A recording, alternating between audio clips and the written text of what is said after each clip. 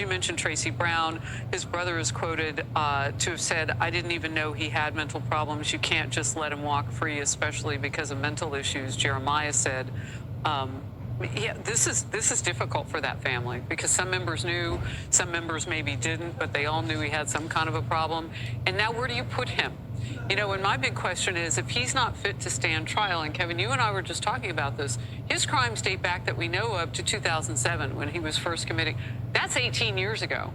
And if he's had a problem incrementally or consistently throughout all these years, what happened to the 5+ years he was in prison doing hard time? Like, was he like this then? Do we put him in prison if he's found guilty with all the tape and evidence and everything they have against him?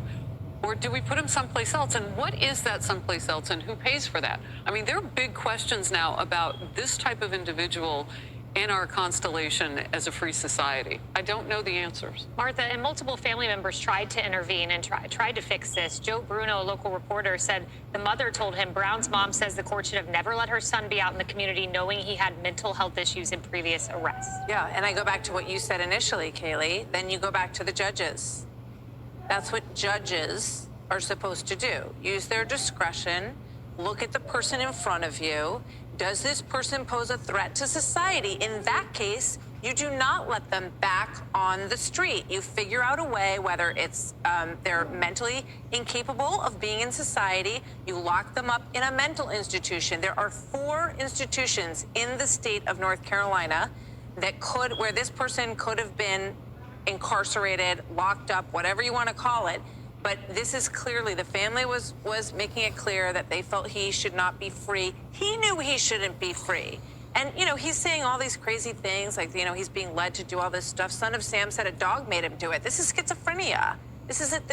He's ill and he's a criminal. He can't be on the street. And had violence in his past. One of the episodes was assaulting his sister. He did have episodes of violence. The family knew he should be locked up. My question is for the judge. Who was advocating not to lock him up? Right. Why did they make that decision? That's a great question. His mother kicked him out of the house. Everybody's requesting him to be put up for their own protection. Yeah. Seems like everyone was on the same page, Leslie, except the magistrate judge.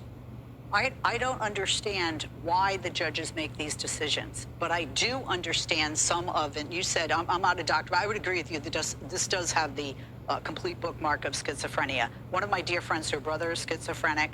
There seems to be a pattern of paranoia, believing that government or people in authority have put things in their body, things with metal. You'll often see people walk down the street with an umbrella with aluminum foil on it. They believe in rays and, you know, people telling them to do things.